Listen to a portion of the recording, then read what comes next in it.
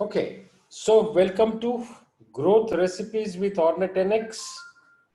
Today we are talking about managing jewelry business with autopilot, and I'm sure all of you, will love to join this webinar because हम लोग काफी और businesses को देखते हैं. We see many other businesses where businesses can run whether the owner is available or not.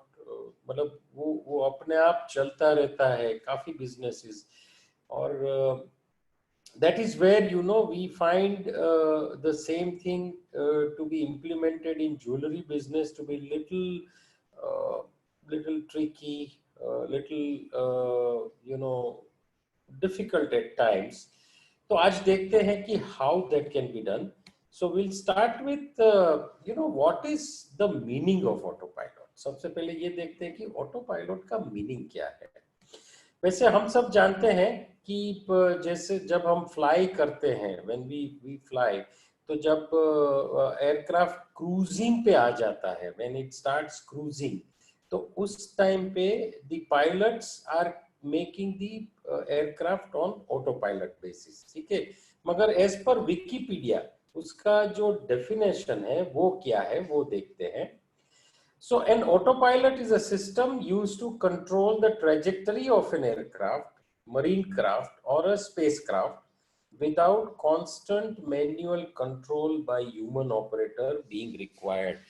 Autopilot एक ऐसी system है जो कि एयरक्राफ्ट है या मरीन क्राफ्ट है या स्पेस क्राफ्ट है, उसकी जो ट्रेजेक्टरी मतलब उसका जो रूट होता है, उसका जो रास्ता होता है, उसको कंट्रोल करता है उस तरीके से कि जब मैन्युअल कंट्रोल का या मैन्युअल ऑपरेटर का उस पर कंटिन्यूअस जरूरत नहीं है, मतलब वो कुछ अपने आप करता है. मगर इसके साथ यहाँ ये भी लिखा है कि autopilots do not replace human operators. मतलब ऑटोपायलट्स का मतलब ये नहीं कि पायलट की जरूरत ही नहीं है, ठीक है.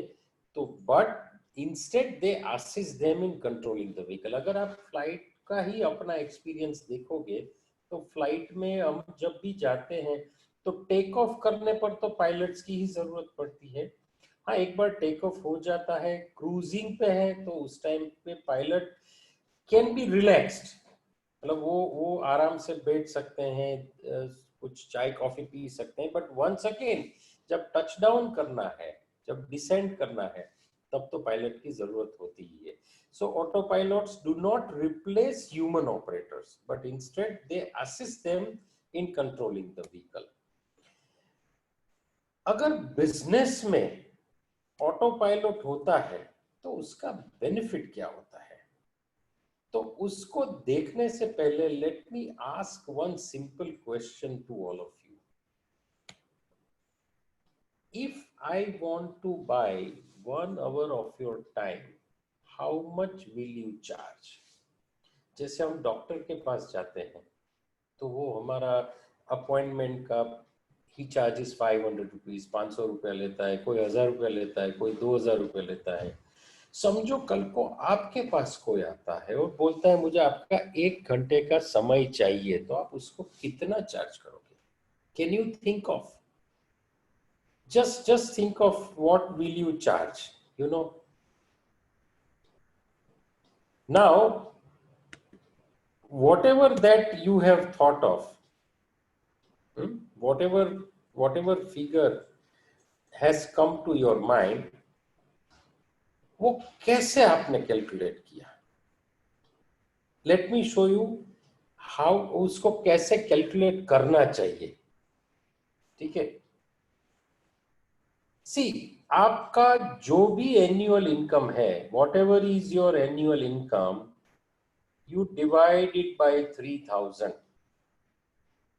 कोई भी पर्सन पूरे साल में 3000 से ज्यादा आवर्स अपने बिजनेस के लिए स्पेंड नहीं करता है. Maximum that we spend on our business is 3000 hours. तो आपके इनकम को आप 3000 से डिवाइड कीजिए, जो भी आपके पास फिगर आता है that is the value of your 1 hour. ठीक है, agree with me? Okay, now if this is the value of your 1 hour, then how can we increase this value? हम इस वैल्यू को बढ़ा कैसे सकते हैं? Do you want to double it? Do you want to triple it? If you want to do this, you have to place your business on autopilot. अगर आपको ये करना है तो आपको अपने बिजनेस को ऑटो पायलट पे लाना पड़ेगा। ठीक है, जैसे एयरक्राफ्ट में सिस्टम है कि वो मैन्युअल इंटरवेंशन के बिना चल सकता है, वैसे ही हमारे बिजनेस के लिए हमें ऐसी सिस्टम चाहिए जो कि मैन्युअल इंटरवेंशन के बिना चल सके। एक चीज याद रखें कि एविएशन इंडस्ट्री में, मतलब एयरक्राफ्ट में, सबसे पहला ऑटो पायलट 1912 में आया था और आज 108 साल के बाद भी उसमें इंप्रूवमेंट हो रहे हैं। तो उसका मतलब है कि ये इतना सिंपल नहीं है। अपने बिजनेस को भी ऑटो पायलट पे लाना is not going to be that simple, but अगर आप प्रिपेयर्ड है, if you are prepared that I want to put my business on autopilot, then it is not impossible also. You can make it successful, right?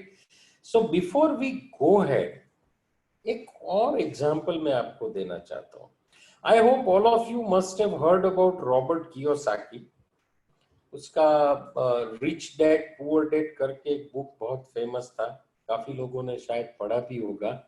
Lot of people would have read. उसका ही एक और book था cash flow करके, जिसमें उन्होंने एक बहुत ही अच्छी चीज बताई थी। उन्होंने ये बताया था कि पूरे वर्ल्ड में जो लोग भी whatever people earn, लोग जो भी पैसे कमाते हैं वो 4 तरीके से कमाते हैं। एक होता है एम्प्लॉय। एम्प्लॉय मतलब जो बंदा अपना समय देता है, one who gives his time, his skill set, right? And he gets money for the time that he is invested. ठीक है, if he doesn't give time, he doesn't get money.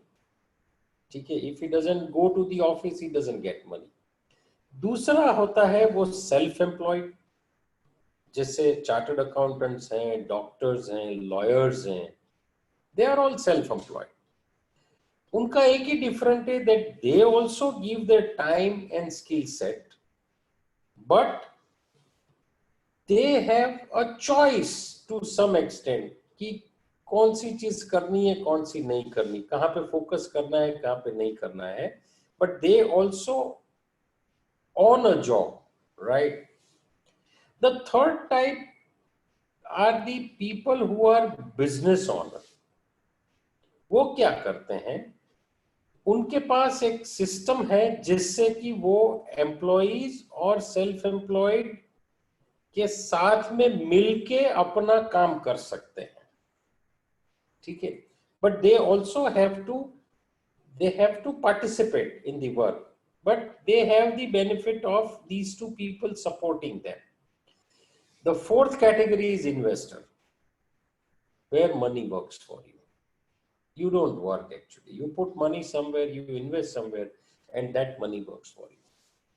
So, I think for all of us right now, if we can come into being a business owner, matlab if we can have a system which works for us, I think that will make a lot of difference.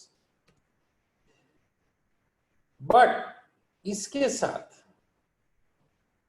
if you need to attend your business 24 hours, 7 days a week for 365 days to ensure that it runs successfully,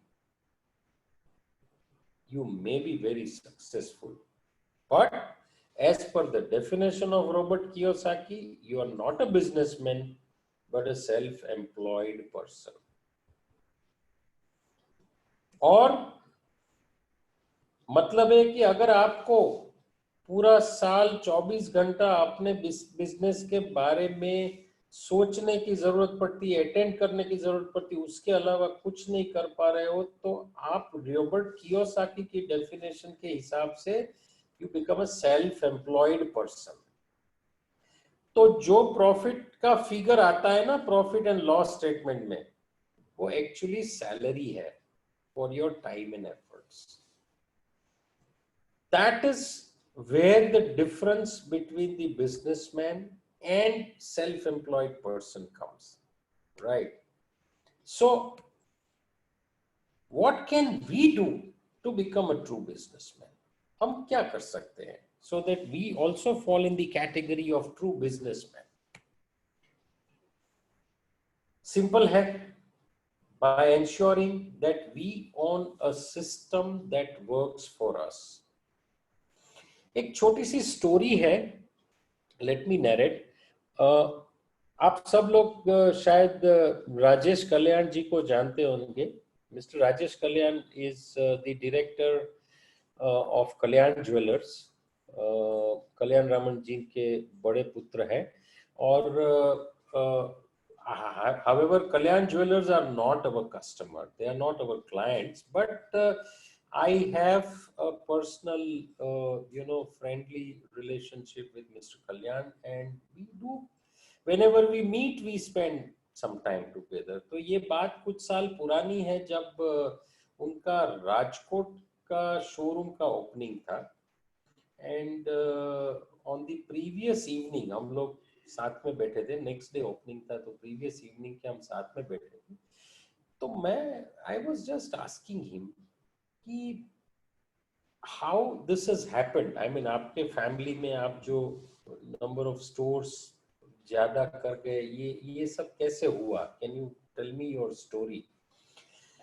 तो he said कि actually traditionally we were into sari business, फिर his father and his uncle decided to diversify into jewelry business. So I think somewhere in 80s they started their first jewelry store त्रिशूल में।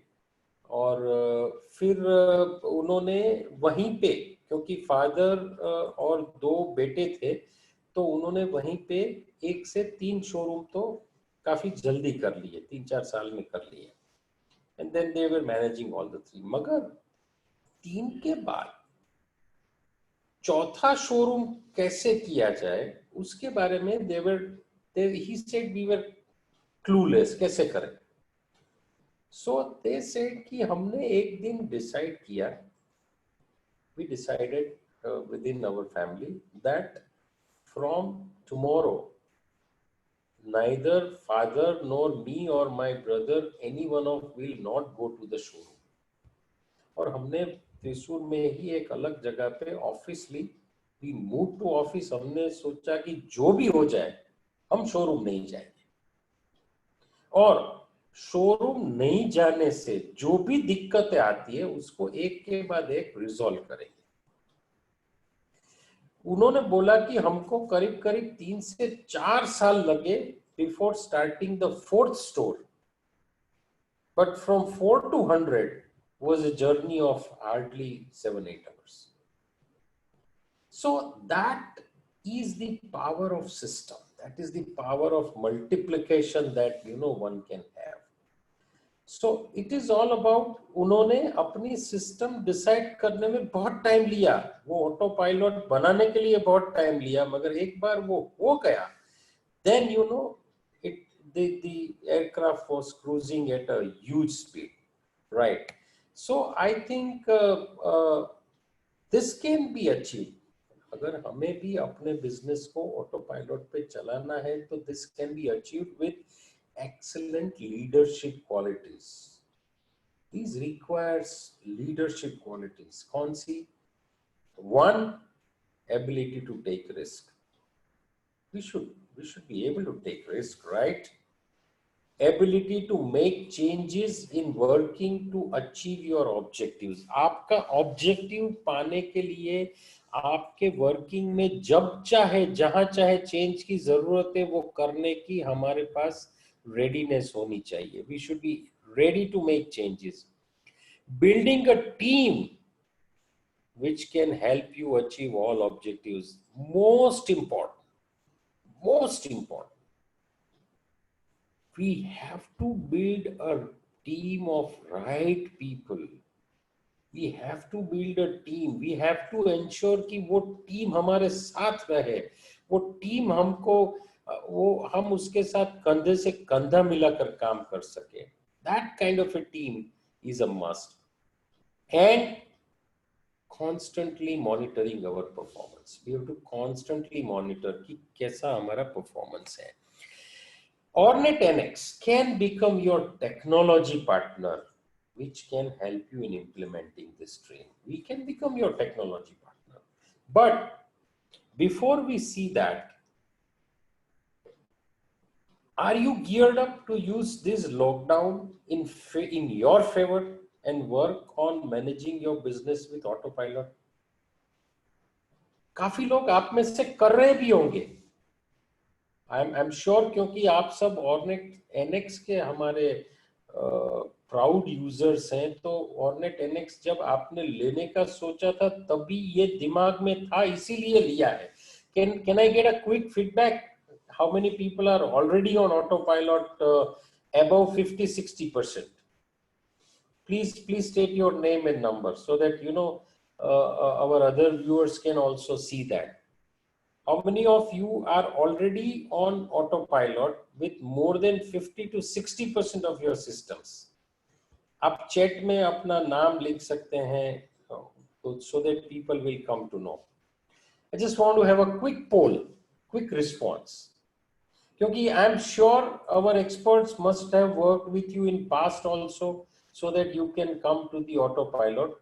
और यही चीज है जिसके लिए आपने शायद Ornet NX को चूज किया था, right? Okay, thank you. Now there are some basic steps which we may have to follow to place such a system in place.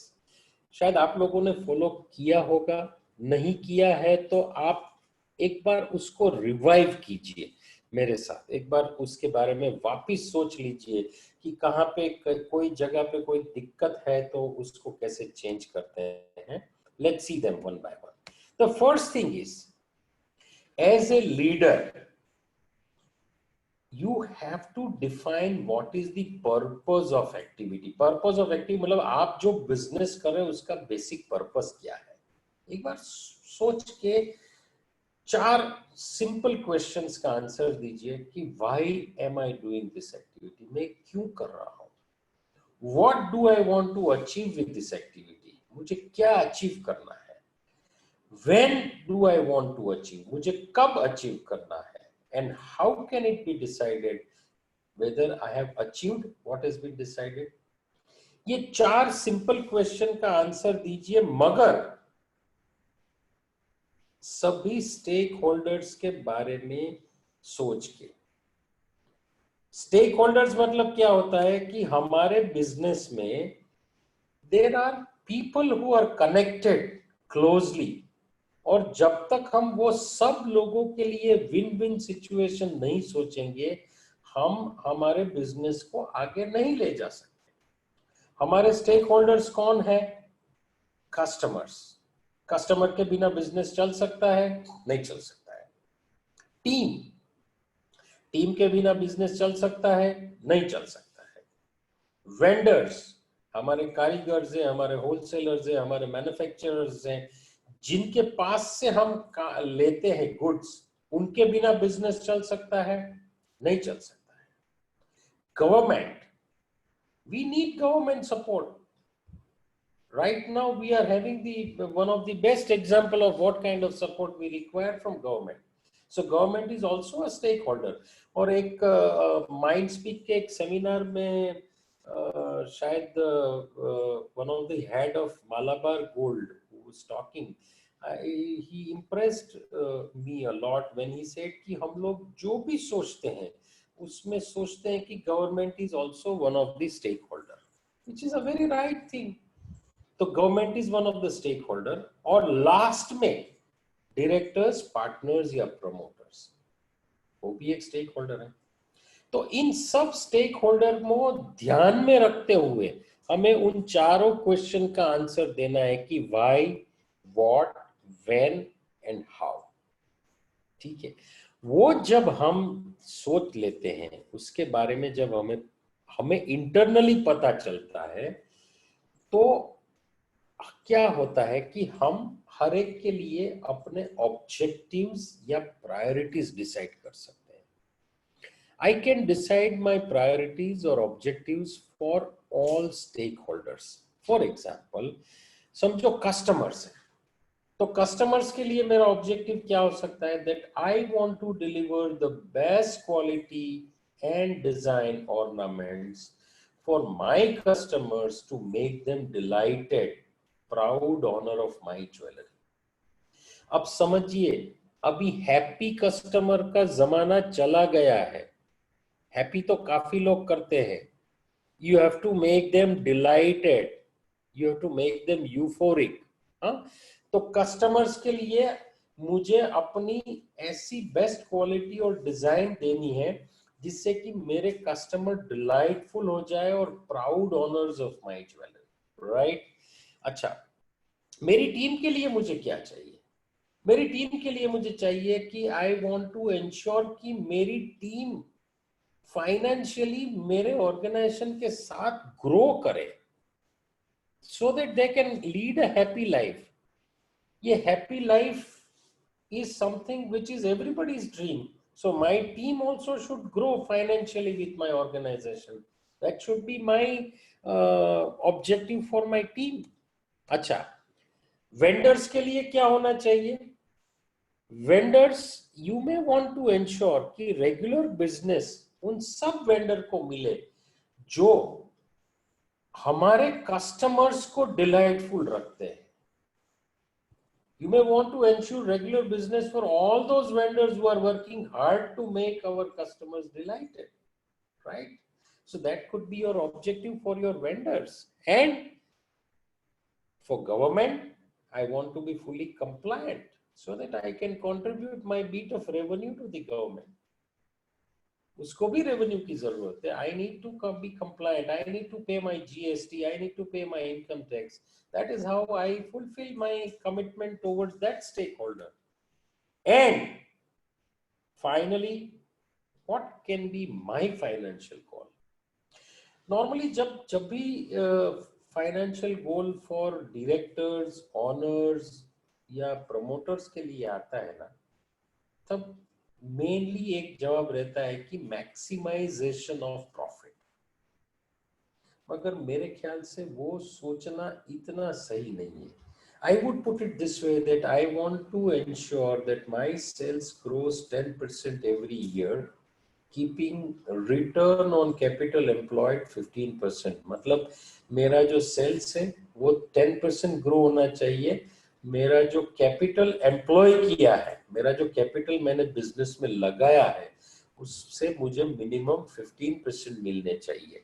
Now why this? I'll come to this, correct?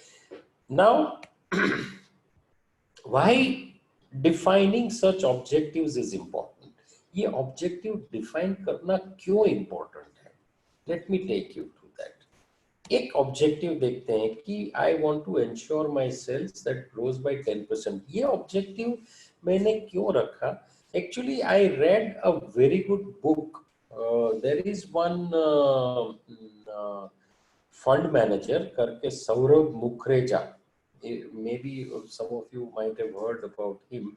He was with ICICI Mutual Fund, and he has written two very good books. One is Coffee Can Investing and दूसरा है The Unusual Billionaire. अब ये दोनों book में he has come up with a very good finding कि पूरे India में there are 5,000 listed companies in stock market, ठीक है? और वो 5,000 लिस्टेड कंपनीज में से 99% companies does not fall into this criteria, जिसको उसने बोला है फाइनेंशियल ग्रेटनेस। उसने क्या किया कि लास्ट 10 इयर्स का सब कंपनी का रिकॉर्ड निकाला और उसने बोला कि जो जो कंपनी लास्ट 10 साल से, अगले 10 साल से हर साल अपने सेल्स में 10% ग्रो करती है, कम से कम, ज्यादा कर सकती है मगर 10% ग्रो करनी चाहिए, और जिसका return on capital employed should be 15% और मोर, he could find only 1% of such companies of 5,000 listed companies. And you'll be happy to know, you know, all those companies. Some of the companies which he has found out is you know, Tata TCS, the one which is, you know, Tanishq and all the brands, Asian Paints, Burger Paints. There are companies who have fallen under this parameter. तो ये क्यों हमें रखना चाहिए? Why should we keep this objective? क्योंकि उससे क्या लगता है कि हमारा एक फोकस रहेगा कि हमें क्या चाहिए, what do we really want from our business. तो उससे एक बड़ी चीज ये होगी कि हम जो प्रॉफिट मैक्सिमाइजेशन वाला जो हमारा पॉइंट है ना, from every customer, from every vendor, वो निकल जाएगा। हम एक गोल पे काम करेंगे कि I want to achieve this much, ये हो गया तो आई एम हैप्पी। तो ये चीज करने से आपको अपनी पूरी सिस्टम डिफाइन करना, क्योंकि अभी क्या करना है कि प्रॉफिट मैक्सिमाइजेशन का गोल है तो मुझे हर एक कस्टमर को मुझे ही अटेंड करना है, प्रॉफिट मैक्सिमाइजेशन का गोल है तो हर एक वेंडर से मुझे ही बात करनी है। अगर मेरे पास एक गोल है कि यहाँ पे मुझे पहुंचना है, तो फिर उस ये ऑब्जेक्टिव को ध्यान में रखते how can I put everything in system, वो मैं सोच पाऊंगा। राइट नाउ, ये सब ऑब्जेक्टिव्स को अचीव करने के लिए we need to define set of rules और policies which should be followed by the organization. हमें कुछ रूल्स या पॉलिसीज बनाने चाहिए कि ये हमारे ऑब्जेक्टिव्स है। देखो हमने क्या सोचा, सबसे पहले देखा कि वी डिफाइंड ऑब्जेक्टिव्स हर एक के लिए, हर एक स्टेक होल्डर के लिए। उसके बाद अब हमें वो ऑब्जेक्टिव्स को अचीव करने के लिए हमारे रूल्स, हमारी पॉलिसीज क्या है, वो डिफाइन करना है, जिसको बोलते हैं standard operating procedures, SOP for my business. तो ये एसओपीज हम खुद बना सकते हैं, हम हमारे फ्रेंड्स के साथ बैठ के कर सकते हैं, हमारे दूसरे रिटेल ज्वेलरी में जो फ्रेंड्स हैं या दूसरे रिटेल बिजनेस में, उनसे मिलके कर सकते हैं। These are very easy to do things, आप खुद भी कर सकते हैं। तो स्टैंडर्ड ऑपरेटिंग प्रोसीजर क्या है कि पूरे during the day to day आपका जो भी वर्किंग होता है उसमें आपका डिसीजन कैसे लेना चाहिए, how your decision should be taken. ठीक है, तो उसका एक एक्शन प्लान बनाना मतलब एसओपी है। ठीक है, अच्छा अभी मैं I will narrate a small story again. I think as such we are running little bit out of time, but I'll take this time to tell you a small story. I remember this story I had मैंने ये बताई थी जब 2007 और 8 में जब GJII का I think first ही था वर्जन, और that time I was invited to give a seminar, and I had given a seminar on you know 7 steps to profitability of jewelry business. तब मैंने ये स्टोरी की थी, आज मुझे रेलेवेंट लग रही है तो बोल रहा हूँ। समझ लो कि एक दिन अचानक रात को you know in the midnight भगवान इंद्रदेव आपके पास आते हैं, बोलते हैं कि boss you are you know one of the finest jewellery brain, आपको पता है कि कौन सी ज्वेलरी लेनी चाहिए, कौन सी डिजाइन अच्छी है, you are the finest brain. तो ऊपर जो हेवन है ना, उसमें आपका जरूरत है, we want your support in heaven, क्योंकि वहां पे एक बड़ा फंक्शन होने वाला है, विष्णु जी, लक्ष्मी जी, और उन सब को कौन सी ज्वेलरी पहननी चाहिए, उसके लिए वी वांट एक्सपर्ट एडवाइस। तो हम आपको अपने साथ लेने आए हैं, और जैसे ही वो फंक्शन खत्म हो जाएगा, आपका कंसल्टेंसी खत्म हो जाएगा, तो I will come back and drop you back to your house, but you have to join us. तो आपने बोला कि ठीक है, वो कितने टाइम का फंक्शन है, how much time will it take? उसने बोला हमारा फंक्शन तो 3 या 6 महीने का लगता है। तो यू स्टार्टेड थिंकिंग कि अगर मैं 3 महीना या 6 महीना जा रहा हूं, तो मैं क्या इंस्ट्रक्शंस अपनी टीम को, अपने सबऑर्डिनेट्स को, अपने फैमिली मेंबर्स को दे के जाऊं? और आपने बोला कि सर मुझे थोड़ा टाइम दीजिए, मुझे कुछ इंस्ट्रक्शंस लिखने पड़ेंगे।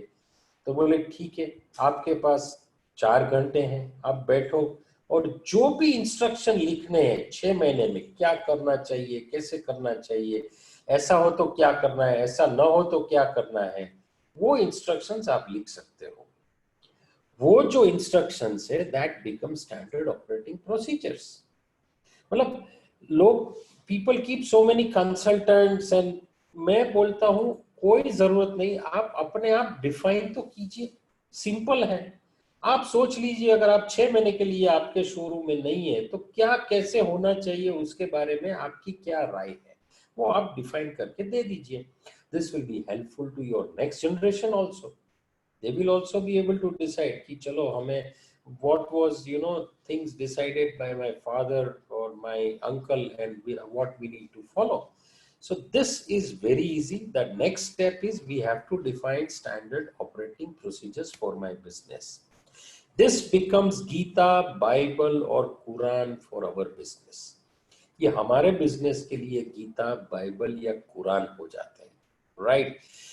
Now these are some of the examples कि जैसे प्रोक्योरमेंट या इन्वेंटरी में आप परचेज और मैन्युफैक्चरिंग रिलेटेड आपकी जो पॉलिसीज है वो डिफाइन कर सकते हैं।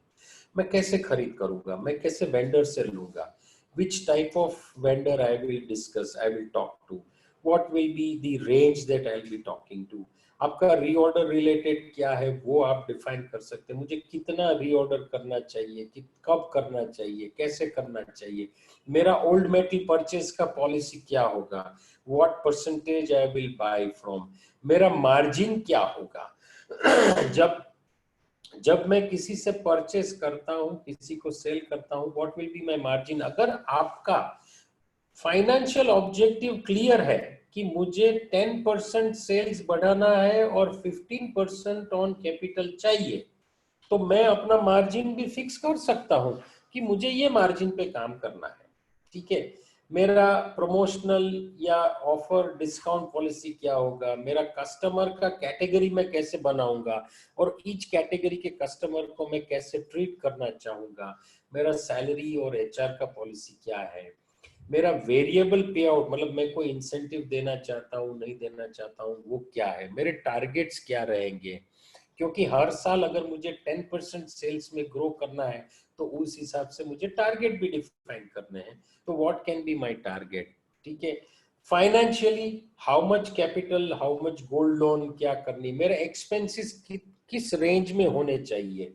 सी, आप अपने 3 साल के एक्सपेंसेस को देख लीजिए, उसके हिसाब से you can easily make a budget for your expenses. ठीक है, और मेरा बिजनेस डेवलपमेंट और ग्रोथ का स्ट्रेटेजी क्या रहेगा, मैं गोल्ड स्कीम बनाऊंगा तो कैसे बनाऊंगा, लॉयल्टी प्रोग्राम होगा तो कैसा होगा, गिफ्ट वाउचर होगा तो कैसा होगा। दिस आर द एरियाज जिसके लिए आप अपनी इंटरनल पॉलिसीज डिफाइन कर सकते हैं। You can define them. ठीक है, and once you define them, then this can become the roadmap for your team to follow. It becomes very easy. अब हम देखते हैं कि ऑर्नेट एनएक्स आपको इन सब एसओपीज अचीव करने में कहाँ हेल्प कर सकता है। we will not be able to go through everything what is possible in ornate NX, but कुछ चीजें मैं यहाँ पे कवर करना चाहूंगा, जिसमें है making charge master, style rate master और रीऑर्डर मास्टर। और भी काफी चीजें हैं, बट हमारे पास उतना टाइम नहीं है कि सबके बारे में देख सके। Before we move to making charge master, can I have a quick feedback कि आप में से कितने लोगों ने मेकिंग चार्ज मास्टर को 50% या मोर इंप्लीमेंट किया है? How many of you have implemented making charge master at least 50% और more? Can I have a quick feedback? 50% या उससे ज्यादा अगर आपने इंप्लीमेंट किया है तो प्लीज आपका फीडबैक दीजिए। ठीक है, people who are dealing in diamonds, उनके लिए स्टाइल रेट मास्टर है, और reorder master is for all the rest of the all the ornaments. So let's go to the making charge master first. ठीक है, अब मेकिंग चार्ज मास्टर क्या है? तो एक चीज हम समझ लेते हैं कि हमारी जो भी प्रोडक्ट्स हैं उसमें देर आर 4 मेन पिलर। एक प्रोडक्ट है, एक उसका वैरायटी है, एक सप्लायर है, और एक प्योरिटी। प्योरिटी मतलब अगर 18 कैरेट है या 22 कैरेट है, तो ये 4 पिलर है हमारी गोल्ड या सिल्वर की आइटम में। ठीक है, the moment we go to diamond या स्टोन, तो वहां पे स्टाइल्स हैं, वेट रेंज है, और डायमंड है तो उसमें 4C है, cut, shape, clarity, colour, size, ये सब चीज हमारी, ये जो हमारे पिलर्स हैं, तो ये हमारे बेसिक मास्टर हैं। तो अगर हमने यहाँ पे ये हमारे वो टेक ऑफ वाला स्टेज है। जब फ्लाइट हम टेक ऑफ करते हैं ना रनवे पे दौड़ा के, तो वो टेक ऑफ वाला स्टेज है। तो यहाँ पे ऑनर्स का, पायलट का बहुत जरूरी कंट्रीब्यूशन है। We need to be very careful about defining our masters at once. ठीक है, जैसे कि वेराइटी मास्टर है। अब वेराइटी मास्टर आप 2 तरीके से कर सकते हैं। या तो आप कोई भी आइटम को, आपका पूरा स्टाफ और आप जिस तरीके से समझते हैं, आइडेंटिफाई करते हैं, वो तरीके से करिए। जैसे Bombay, Calcutta, Calcutti, cocktail, designer, fancy, handmade, highway, जो भी आप समझते हैं। ठीक है, मशीन चेन है तो आप मशीन चेन मत लिखिए, सिर्फ मशीन लिखिए, क्योंकि वो चेन में भी आएगा, बैंगल में भी आएगा। ठीक है, तो दीज वेराइटीज अगर हमने एक बार इसको प्रॉपरली डिफाइन कर दिया, ये लिस्ट ही बनाना है प्रॉपर। ठीक है, तो आई विल, हमने जो वो डेटा, रोमांसिंग विद डेटा के हमारे जो वेबिनार्स में हमने देखा था कि हमको काफी इंसाइट्स मिल सकती है based on variety and based on supplier. तो ये वेराइटी यहाँ पे यूजफुल होती है। कुछ लोग वेराइटी को जितना वेस्टेज या परचेज लेबर होती है उसके हिसाब से भी डिफाइन करते हैं। जैसे 4% है तो मैंने ए दे दिया, 5% है तो बी दे दिया, 6% है तो सी दे दिया। तो फिर आपको एनालिसिस अलग तरीके से मिलेगी। आपको इस तरीके से मिलेगी कि भाई एक आइटम में एक बंदा 4% में सप्लाई करता है, उसका कितना सेल है, एक बंदा 4.5 में करता है, उसका कितना है, वैसे आप कंपेयर कर पाओगे। But you either of the way you can define पहला वाला जो ऑप्शन है वो सबसे बढ़िया है, क्योंकि आप अलग अलग product across the products variety के सामने अपना डेटा देख पाएंगे। वर्स्ट के सिनेरियो में even if you go for second option, it is a good option to go for. The next is a supplier master. Supplier master मतलब आप अपने सप्लायर को किस तरीके से जानते हो, क्या कोड से जानते हो। अगर आपने उसका कोडिंग दे दिया है तो only few people who know about the code will come to know about it. Not everybody will come to know about it कि कौन सा सप्लायर है। तो this is a part of that security वाला भी एक चीज इसमें हो जाता है। ठीक है, तो उसके बाद आता है the making charge master. Now, making charge master has 3 parts. The first part is about all suppliers detail. Second part is आपका परचेज उससे कुछ किस रेट में होता है वो है, और थर्ड पार्ट आप उसी चीज को सेल कैसे करते हो। So you are defining both the purchase value and sales value, मतलब in turn you are defining your margin also over here. ठीक है, तो ये करने से क्या होगा कि एक बार अगर आपने पूरा डिफाइन कर दिया, then entire rest of the things will get automated. आपका जो टैगिंग है वो ऑटोमेटेड हो जा सकता है, आपका सेलिंग प्रोसेस ऑटोमेटेड हो सकता है, everything can be automated. Let's see how. देखो सप्लायर्स के मतलब आप जो रेट्स डिफाइन करोगे और मार्जिन डिफाइन करोगे, उसमें आप सप्लायर उसकी कौन सी वैरायटी है, कौन सी प्रोडक्ट है, 22 की है या 18 की है, उसमें कितने वेट से कितने वेट तक की चीज हो, तो आप उसको किस प्राइस पे खरीदते हो, आप उसको किस प्राइस पे बेचना चाहते हो. ठीक है, और यहाँ पे हमने थोड़ा सिक्योरिटी भी साथ में रख दिया है कि whether this should be allowed while the entry or the change should be allowed or change should not be allowed. मतलब ये चीज के लिए आपने जो फिक्स किया परचेज प्राइस और सेल प्राइस, उसको चेंज कर सकता है कोई कि नहीं कर सकता है, that also you can put it here. दूसरा पोर्शन आ गया कि आपका जो इनवर्ड होता है, या तो कारीगर से आता है या परचेस करते हैं, तो उस टाइम पे आपको क्या लेबर रेट देना है. इधर लेबर पे है तो क्या देना है, वेस्टेज पे है तो वेस्टेज आपको ग्रॉस पे चाहिए, नेट पे चाहिए, फाइन पे चाहिए, और कितने परसेंटेज चाहिए. तो ये यहाँ पे आपका परचेस का एक सेटअप हो गया, वही चीज के लिए जो हमने यहाँ पे डिसाइड की थी. ठीक है, और उसके बाद how do you want to make a sale bill. तो आप आउटवर्ड करते हो तो आपको कैसे करना है, आपको लेबर चार्जेस लगाना है या लेबर परसेंटेज पे जाना है. और यहाँ पे बहुत ही बड़ी चीज है कि अगर आपको लेबर चार्जेस लगाना है या नेट वेट परसेंटेज पे जाना है, आप कोई भी रख सकते हैं यहाँ पे, और जो भी आप रखेंगे उसमें आपको एक ऑप्शन दिया जाएगा कि आप रेट कोड डिफाइन कर सकते हैं. तो रेट कोड मतलब क्या होता है कि आपने जो चार्जेस किया उसका एक कोड बना दिया, तो अब आप आपका जो रेट है वो आप लेबल पे प्रिंट नहीं करोगे तो चलेगा, you can print only the code. तो कभी भी आपको रेट रिवाइज करना है तो आपको नए लेबल फिर से प्रिंट करने की जरूरत नहीं है. आप सिर्फ ये बी मतलब 500 था, अब बी मतलब 550 हो गया, उतना आपके ऑर्नेट में रिवीजन कर दोगे तो कोई लेबल फिर से बनाने की जरूरत नहीं है. So this will become very easy, right.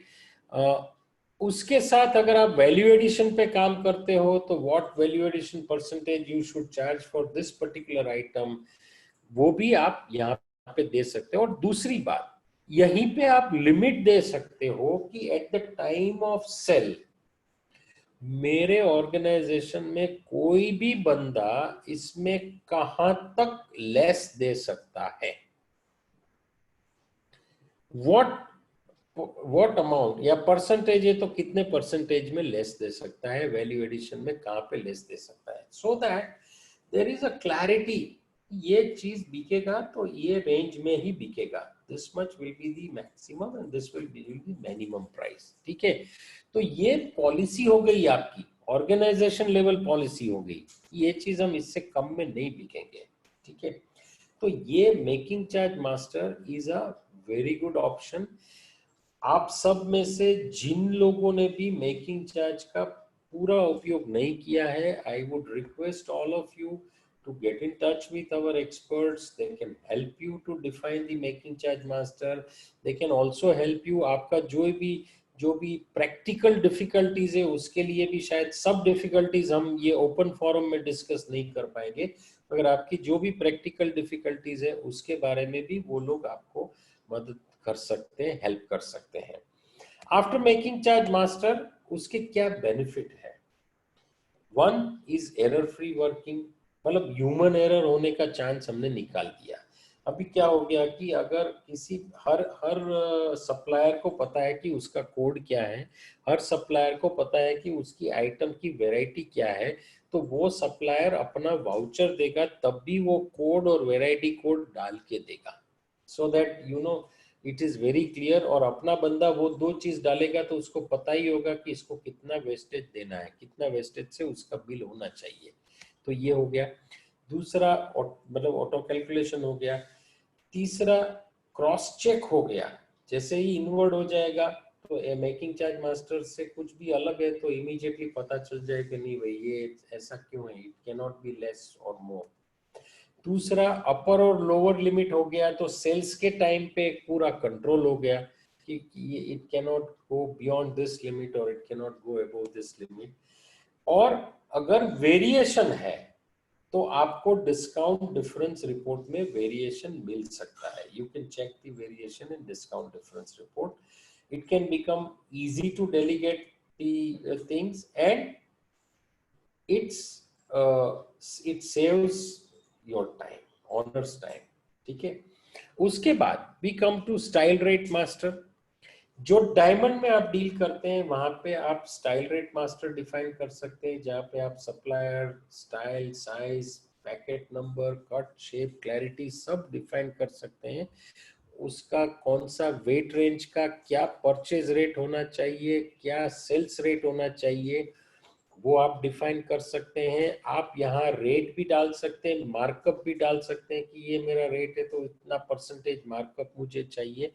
Everything you can define in style rate master. ठीक है ना, तो उसको आप supplier, size, style, size, cut, shape, clarity, colour सबके ऊपर पे डिफाइन कर सकते हैं। और वेट और पीसेस बेसिस पे आप डिफाइन कर सकते हैं। और जब आप सेल करोगे तो उस पे कैसे आपका मार्कअप होना चाहिए वो भी आप डिफाइन कर सकते हो। So this is about style rate master. उसका भी सेम बेनिफिट है कि एक बार डिफाइन कर दिया तो एरर्स नहीं होगी, ऑटोमेटिक कैलकुलेशन हो जाएगा। आपका जो प्रॉफिट मार्जिन है that can be kept secret, क्योंकि जो बंदा आपका टैग बनाएगा वो तो सिर्फ he will write the style, तो उसके अपने आप कितना परचेज रेट होना चाहिए, कितना सेल्स रेट होना चाहिए वो पता चल जाएगा। And you can block the upper and lower limit for the rates during the sell। तो ये सब चीज पॉसिबल है। उसके बाद तीसरा बहुत ही इंपॉर्टेंट चीज है, that is a reorder master. आपको आपकी हर एक आइटम के लिए एक रीऑर्डर लेवल डिफाइन करना है। जैसे हमने data analysis romancing with data में देखा था कि आपके पास काफी रिपोर्ट्स है जिससे कि आप अपना एक रीऑर्डर स्ट्रक्चर डिफाइन कर सकते हैं कि कौन सी आइटम की कौन सी वेराइटी, कौन से सप्लायर का, कौन से डिजाइन का मुझे कितना स्टॉक रखना चाहिए, मिनिमम स्टॉक में रीऑर्डर स्टॉक और मैक्सिमम स्टॉक क्या रखना चाहिए। वो आप वेट में रख सकते हैं, पीसीज में रख सकते हैं या अमाउंट में भी रख सकते हैं। और यहाँ पे क्या है कि ऑल दिस पैरामीटर्स जैसे आइटम प्योरिटी, सप्लायर, वेराइटी, इन सब पैरामीटर्स को ध्यान में रख के वेट, पीसेस और अमाउंट बेसिस पे कर सकते हैं। Most commonly people do it on weight basis, pieces basis. और वो कैसे कर सकते हैं उसका भी एक छोटा सा एग्जांपल ले लेते हैं कि अगर आपको किसी भी चीज का, जैसे रिंग समझो, तो रिंग का आपका एवरेज सेल कितना है, ठीक है, वो आप डिफाइन कर लो। जैसे supposing you sell 4 pieces a day, ठीक है, और अब आपको एक बार बेचने के बाद वो कितने दिन में आता है, आपने ऑर्डर किया तो कितने दिन में आता है। कुछ लोगों का ऐसा होता है कि दे कीप ऑन ऑर्डरिंग और वो 3 दिन में, 7 दिन में आ जाता है। कुछ लोगों का ऐसा है कि their supplier comes every 15 days, तो वो जो भी दिन है वो आप डिसाइड कर लीजिए।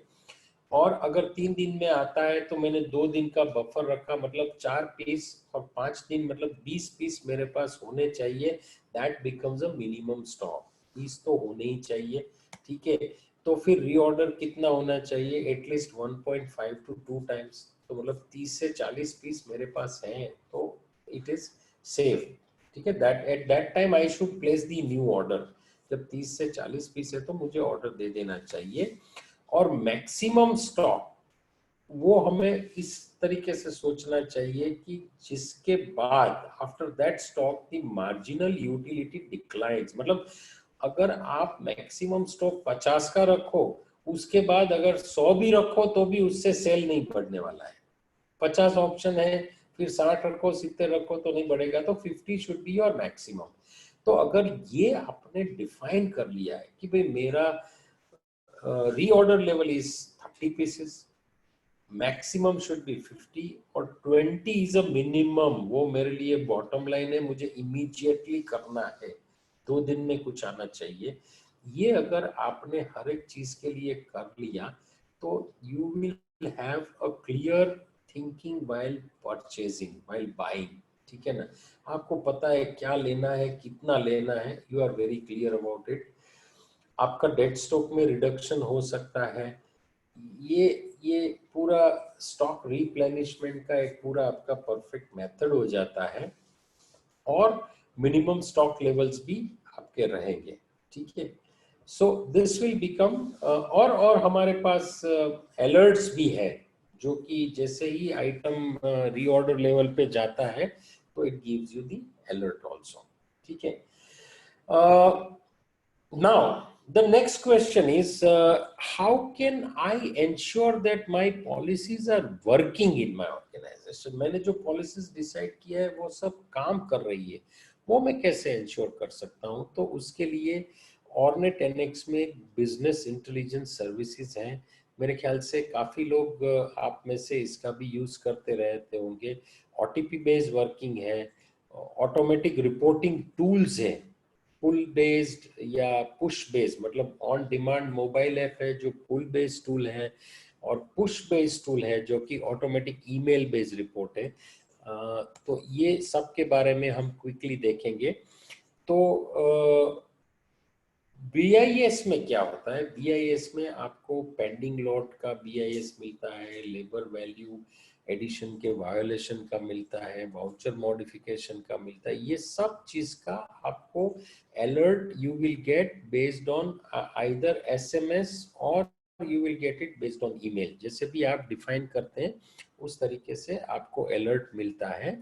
और ये सब चीज जो कि मेटल रेट चेंज हुआ कि नहीं, कैलकुलेशन सेटअप में चेंज हुआ कि नहीं, टीडीएस का पेमेंट पेंडिंग है, जीएसटीआर 1 का ड्यू डेट, 3B का ड्यू डेट, 9 का ड्यू डेट, ये सब चीज आपको मिल सकता है। And it can go to multiple mobiles और मल्टीपल ईमेल आईडीज। तो you must set up this properly, ताकि हर एक चीज के बारे में आपको रेगुलर अलर्ट मिलता है। This is also kind of auto pilot. जैसे हम क्रूज करते हैं तो ऑटो पायलट में फ्लाइट में क्या होता है कि आप समझो you are flying at 3800 feet की हाइट पे जा रहे हो, तो अगर वो आपका फ्लाइट 3900 के ऊपर जाएगा या 3700 के नीचे जाएगा तो there will be a beep sound coming. So that is how this becomes your autopilot to give you alert services, ठीक है। और यहाँ पे ये सब चीज डिफाइन करने के हमारे पास ऑप्शंस हैं। You all know that there is an OTP based working also in case of exceptions। तो जहाँ भी exceptions है तो वहाँ पे OTP based working भी हमारे पास है। एक और चीज है, आप में से शायद काफी लोग यूज करते होंगे, हमारा एक pull based on demand mobile application है, जिसमें कि आपको कैश बैंक का summary, supplier customer outstanding, stock and sales, label preparation, ये सब की डिटेल मिलती है। ये पुल बेस्ड मतलब क्या है कि हमने ये ऐसे बनाया है कि यहाँ पे आप क्लिक करोगे तो आपके ऑर्नेट वाले सिस्टम को मैसेज मिलेगा कि आपको ये रिपोर्ट चाहिए, और वो रिपोर्ट आपको आपके मेल आईडी पे ईमेल हो जाएगा। तो इससे क्या फायदा है कि हम लोग आपका डेटा हमारे कोई सर्वर में आने नहीं देते। अगर मैंने ऐसा ऐप, मोबाइल ऐप बनाया कि आप जैसे क्लिक करोगे सामने रिपोर्ट मिलेगा, मतलब वो रिपोर्ट मुझे अपने सर्वर में लाना पड़ेगा। ये नहीं लाने के लिए हमने ये मोबाइल ऐप पुल बेस्ड बनाया है, जो कि आपको जो रिपोर्ट चाहिए वो सीधा आपके मेल आईडी पे आ जाता है, आप ही के सर्वर से। So this can give you और कीप यू अपडेटेड। आप वर्ल्ड में कहीं भी हो, आप अपने मोबाइल ऐप का इस्तेमाल करके ये सब इंफॉर्मेशन ले सकते हो। So this is a very good tool, everybody must use this. उसके बाद हमारे पास पुश बेस भी है। आप कुछ रिपोर्ट्स ऐसे हैं जिसको आप डिफाइन कर सकते हो कि भाई ये रिपोर्ट मुझे रोज मेल हो जाने चाहिए। ये क्लोजिंग स्टॉक वाला है या काउंटर वाइज आइटम का है, डेली एक्टिविटी रिपोर्ट का है। There are few reports you can define कि ये मुझे शाम को इतने बजे ये ऑटोमेटिकली मेल हो जाने चाहिए। तो ये भी प्रोविजन आपके ऑर्नेट में है, आप इसका इस्तेमाल कीजिए। और इससे क्या होगा कि wherever you are, whatever you are doing, you will keep on getting your key reports available at that time. Government जैसे हमारा एक स्टेक होल्डर है, तो कंप्लायंस का ख्याल रखना वो भी हमारा एक ऑब्जेक्टिव होना चाहिए। तो कंप्लायंस मतलब टीडीएस है, जीएसटी है, फाइनेंशियल अकाउंटिंग है। तो यहाँ पे भी हमने काफी ब्लॉकेज ऑलरेडी रखे हैं कि like blocking of transaction, crossing certain compliance limit, तो उसका भी हमने ऑप्शन रखा है सब ऑर्नेट में। इंटरनल ऑडिटिंग का ऑप्शन है, blocking of modification of vouchers once audited. तो ये सब ऑप्शंस जो हमने रखे हैं जिससे कि आप अपने गवर्नमेंट वाले स्टेक होल्डर के लिए काम कर सको, अपने सिस्टम को पूरा कंप्लायंट कर सको। टीडीएस के लिए तो मैं आपको बता दूं कि we have given the facility in such a way कि कल को अगर बजट में कोई भी टीडीएस में चेंज आता है परसेंटेज में या कोई भी नया क्लोज आता है, तो आप उसका मास्टर भी अपने आप ऐड कर सकते हो। तब तक की फैसिलिटी हमने दे दी है। तो टीडीएस तो ऑटोमेटिक डिडक्ट हो, ऐसा प्रोविजन आपको करना चाहिए। ठीक है। और जहां तक जीएसटी का सवाल है, हमारे काफ़ी क्लाइंट्स, आप लोग के भी काफ़ी चार्टर्ड अकाउंटेंट्स भी हमारे टच में रहते हैं, and people have really appreciated कि हमने जो जीएसटी का फीचर दिया है वो कंप्लीटली फुल प्रूफ है और पूरी तरह से आपका जो भी रिक्वायरमेंट है सब फुलफिल करता है। सो ऑल दोज पीपल, कुछ लोग अभी भी ऐसा है कि फाइनेंशियल अकाउंटिंग और जीएसटी के लिए they are dependent on some external product, तो ऐसी कोई जरूरत नहीं है। आप ऑर्नेट में ही सब रखिए, कंसोलिडेटेड सेंट्रलाइज रहेगा सब, तो अच्छा रहेगा, कोई एरर का चांसेस नहीं है। और जीएसटी में हम लोग काफी अच्छी सुविधा दे रहे हैं, जैसे जीएसटी समरी का रिपोर्ट है। फिर हमने जीएसटीआर 2 के रिकंसिलिएशन के लिए भी काफी वर्किंग किया है। अभी भी रिकंसिलिएशन का ऑप्शन है, but in next version we are coming out with even better reconciliation option, जहां पे आप जीएसटीएन नंबर वाइज रिकंसाइल कर सकेंगे।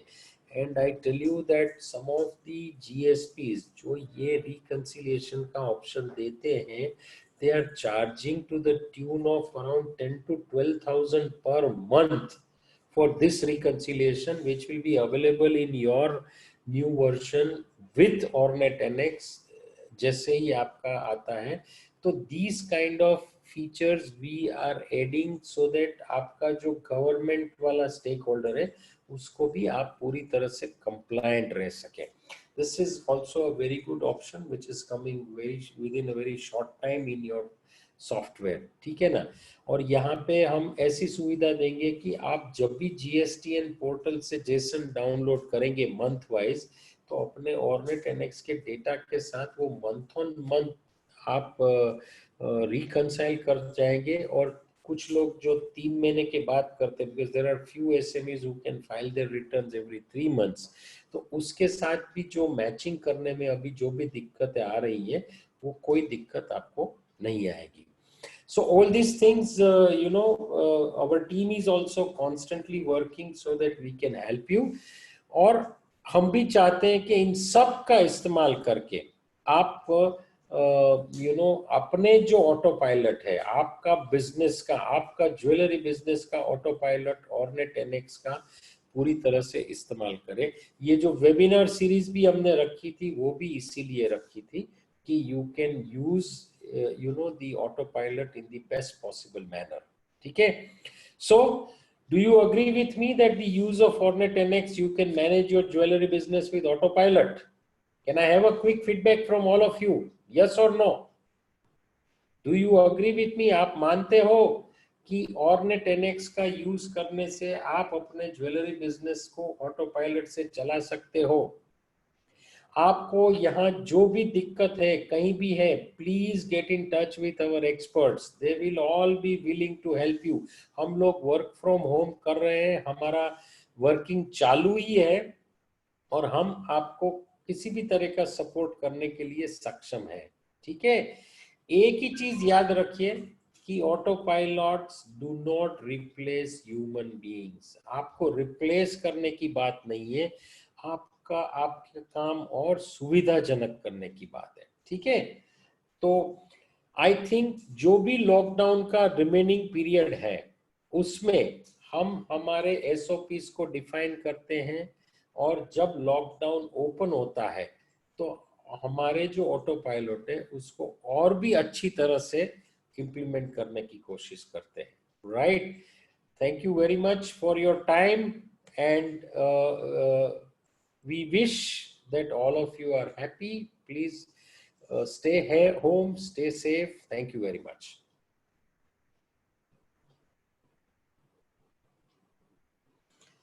I would like all of you to give a quick feedback. आपको आज का वेबिनार कैसा लगा, प्लीज हमें बताइए।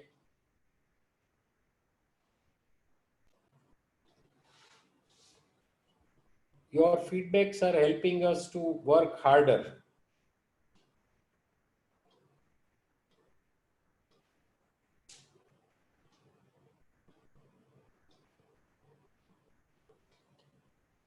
In this week, we are planning 2 more sessions. हम लोग वेडनेसडे के लिए we will be working